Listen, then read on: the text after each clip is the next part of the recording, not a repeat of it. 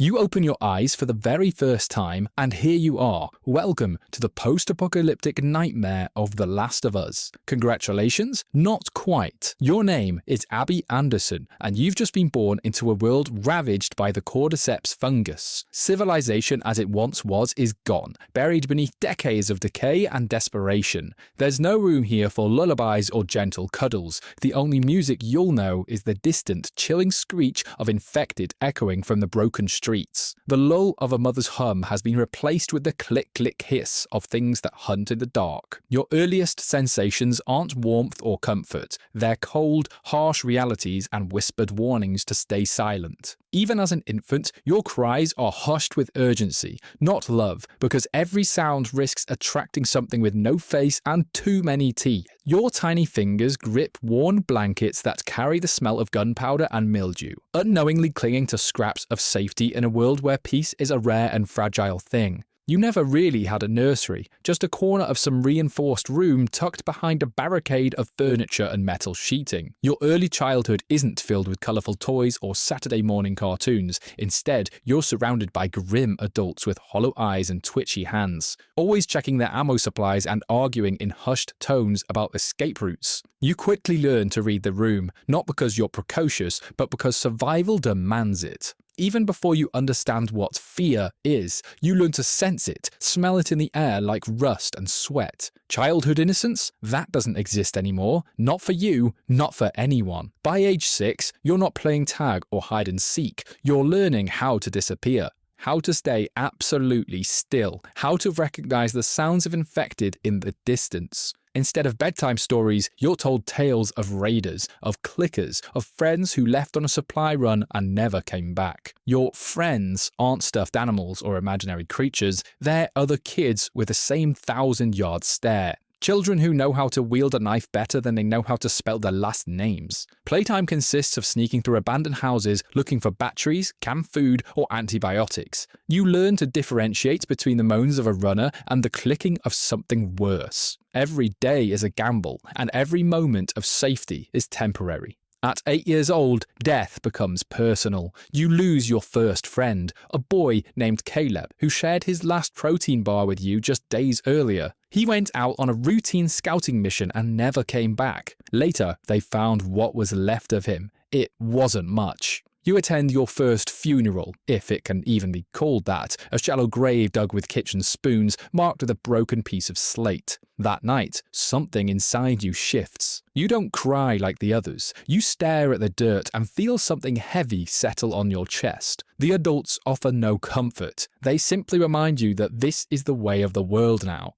If you're not strong, you're dead. And even if you're strong, sometimes you're dead anyway. By the time you're 10, you have your first brush with death. It's supposed to be a simple scavenging run, but nothing is simple anymore. A runner emerges from a collapsed building, its rotted mouth open in a grotesque shriek. It lunges, fast and hungry. You freeze. Time slows. You can see its clouded eyes, its blood-slick hands reaching. You're saved with a fraction of a second to spare. Someone pulls you back and shoots it point blank. The smell of rot and smoke fills your lungs. That night, you don't sleep. You replay the moment over and over, wondering what would have happened if they'd been just a second too late. The nightmares get worse, but you stop talking about them. Instead, you start drawing, sketching what you see, what you fear, and what you've lost. It helps. A little. At 12, you're given a gun, not a toy, not something to play with under supervision, a real loaded weapon. Just in case, they say.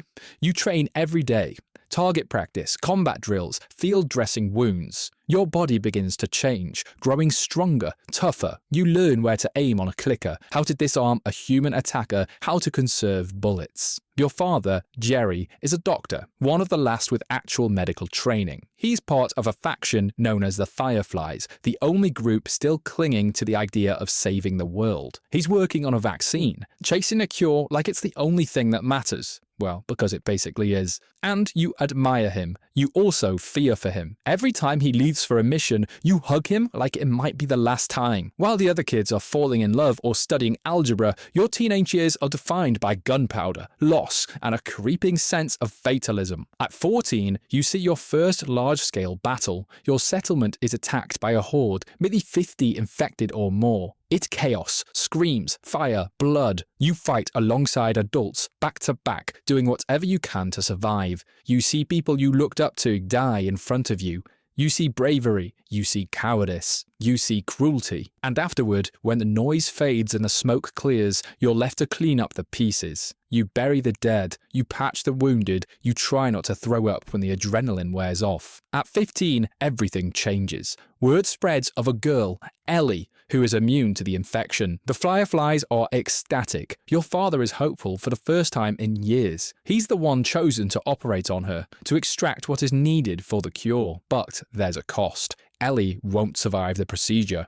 Your father doesn't take this decision lightly. You see the toll it takes on him, the hours he spends pacing, staring at nothing. But he ultimately believes it's worth it. One life to save millions. You understand, even if it hurts. For the first time, the world seems like it might have a future again. But then, it all comes crashing down. Joel, one man, driven by his own love and grief, destroys everything. He storms the facility, killing everyone in his path, including your father. You're there when it happens. You find him lying in a pool of blood, his eyes still open, his hand outstretched like he'd been reaching for something, or someone. Maybe you. Your knees buckle. You scream until your voice breaks. And then you go silent. Something inside you dies, and something else is born. Vengeance. Cold. Consuming. A need to make right, even if it means losing yourself. By your early 20s, revenge isn't just a goal, it's your identity. It's what shaped you, pushed you, and given every brutal day a sense of direction. Years of training, fighting, and surviving have all been leading to this one moment, finding Joel Miller, the man who murdered your father in cold blood to save one girl, Ellie, and destroy the last chance at a cure for humanity. You follow the trail for years, chasing ghosts across cities reduced to rubble, never losing sight of your purpose, and then, suddenly, fate throws you straight into his path, not through intel or strategy, but by sheer twisted coincidence. You're ambushed by the infected in a snowstorm, your group scattered, weapons running dry. You're seconds away from death when a man with his brother appear out of the white blur, guns blazing, dragging you out of the chaos. That man is Joel. He doesn't recognize you. He has no idea who you are. But that doesn't stop him from saving your life. You even thank him. And then, within the very same day, just hours later, you lead him to his death. You lure him into a lodge with false trust, and when the mask comes off, so does everything else. There's no hesitation. You make him pay. It's brutal, raw, fueled by every broken piece of you, using a golf club to bash his skull in while Ellie screams and begs. And the worst part, which haunts you afterwards, is just how human he seemed. Because he wasn't just the man who destroyed your future, he was the man who saved your life. And when it's all over, the blood settles and your hands won't stop shaking. You realize vengeance didn't give you peace. It only made you part of the same cycle that took everything from you.